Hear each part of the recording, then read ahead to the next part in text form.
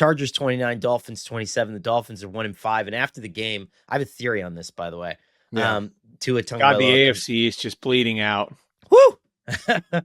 Tua Tagovailoa comes out. And we'll get to the Basically, Patriots, and Buffalo's yeah, just fine. And so it looks like there's a gap now, and New England's back on the other side of that fence. yeah. But this is the thing. If you're Stephen Ross, so that's where I want to start, because I think Stephen Ross now needs to come to the forefront. He needs to talk, and he needs to be in that building, and he needs to start sorting through the wreckage. Because my take on what happened yesterday, and if you didn't see it, Tua Tagovailoa comes to the podium and basically says, we need accountability. We have all these players only meetings, and guys either aren't showing up or showing up late. And then no one is saying whether these meetings need to be made mandatory or not. So what he's done is effectively called out teammates and coaches for not making the meetings mandatory, and teammates for not showing up to the meetings, even though they weren't why mandatory. would the coaches but then you had Mike McDaniel come out and say, well, that's a players only meeting. Essentially, he was saying, what would I have to do with that? Right. Right. And then the guy who's calling the other players out's got a C on his chest. Right.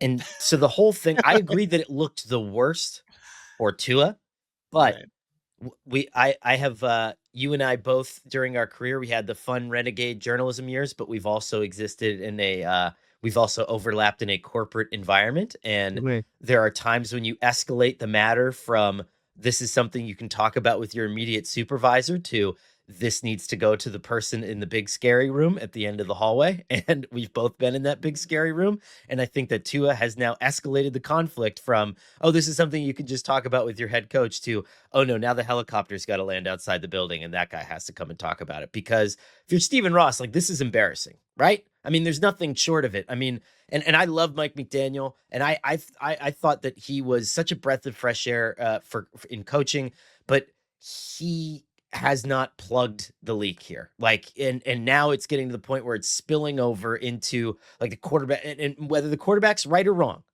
And I'm with you that I think it reflects just as poorly on Tua as it does on Mike McDaniel. But regardless of whether or not that's the case, you're in a bad spot. Well, right? That's the other part, is like, I mean, it stuck out to me because, like, and I know you wrote about this, but like, it stuck out to me because, we all knew about the players only meeting that happened after the opener, right? Which is like, whoa, like, what are they doing having one of these this early? You know what I mean? Like, cause it's like, what's the next step after that meeting? Generally it's people are going to lose their jobs. And now we find out that there's been multiple players only meetings, like, they're happening regularly. And so is that another red flag? Right. It's just, I love Mike. I've known him forever. I think he's a really good football coach. I think, when things are going good, he's got a way of connecting with guys. He's got a way of getting the most out of guys. Guys will believe in him because he's going to give them the answers to the test. However, like, the question with him was always, what happens when the bleep hits the fan? Right. And I just, in a situation where I think a football coach has to project strength, are we seeing that from him now? Yeah. Right. And I'm not sure we are.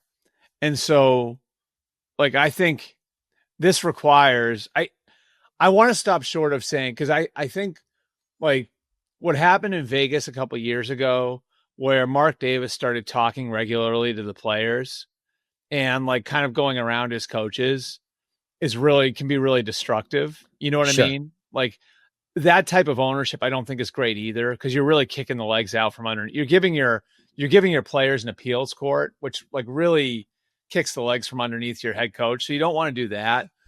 And especially, like, in that situation, Mark Davis, I mean, he made the decision to kneecap Josh McDaniels and to go to Antonio Pierce based on what three players thought.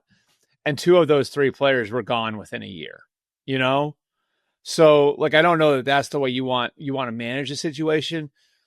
But if you're Steve Ross, you have to have an artful way of finding out what's going on in your locker room. You know what I mean? And finding out with where your players are at with him, and finding out, like, is this salvageable, or am I creating an environment now by letting this go over the next 2 or 3 months that is going to be really detrimental to the development of any young talent that I have on the roster. Because I do think that that's a point that's one reason where that's one place where I think it's justifiable to fire a coach in season. So I remember, and I granted this only happened with 1 week left in the season. And I think you can do it without firing Mike McDaniel. But do you remember when Jeffrey Lurie fired Chip Kelly with a week left in the season because he wanted to use that week to conduct exit interviews? And then what happened? The core of that team won a Super Bowl 2 years later with the guy that they hired. Right, but they did it. Chip Kelly. Yeah, and that's what I'm saying. But you did it after you fired the coach. Like Jeffrey Lurie didn't go in there and start polling players about Chip Kelly. He did it after. Right. But I think you're right, though. I think there's an artful way because McDaniel is a talented play caller, and they actually had the run game going against the Chargers yesterday. I don't know, but it wasn't a disaster. But that Chargers team, 2-point loss. I mean, that Chargers team was without Omarion Hampton and Joe Alt and Rashawn Slater and Quentin Johnston. And I mean, I think you give the Chargers a lot of credit. I mean, it's tough to blow a double-digit lead against a Chargers offense that's in that state. Well, not if they have Ladd McConkey. Or no, maybe. The Chargers blew the double-digit lead, right? Yes. And then sorry. These are long weekends for all of us. No, but you're right. I mean, I think the point is, it's an interesting question. Can Stephen Ross find a way to figure out what's going on without interrupting the operation or making it seem like the fork has already been stuck in the whole thing? You know what I mean? Because again, I mean, I think Mike McDaniel could wind up getting a second shot as a head coach and like making a lot of people in Miami look bad if so like that's where I think you have to figure out, is it salvageable? Because I do think that there's, Mike McDaniel's given you enough to work with there where it's like he's a pretty good coach. He was able to kind of pull Tua Tagovailoa's career out of the wreckage, and make something of that. Yeah. And, build an offense that was exciting and appealing for fans and get us into the playoffs. Like there's a lot of positive over the last, 3+ years that he's been there. It's just, I don't know whether or not, I don't know whether or not, like at this point it's salvageable based on where the locker room is at. And, I think the other thing is like, you have to look at here is they're very much at like an inflection point for the franchise where they've got a pretty hefty rebuild in front of them. They're going to have to decide what to do with some older players like, Jalen Phillips and Bradley Chubb and, Tyreek Hill. I think the ship sort of sailed on him now. But if you look at all of that, like this is a natural point to ask the question, are these the guys that we want leading the rebuild? Right. I mean, I don't know, man. I think that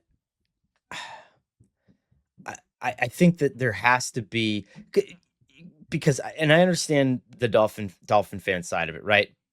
Because it's such a weird, it's such a weird thing because you had Brian Flores go 10-6 and 9-8, and then that collapsed, and then you had Mike McDaniel go 11-6, 9-8, and 11-6, and then 8-9 and 1-5. So we're on the kind of the other end of this bell curve here, but.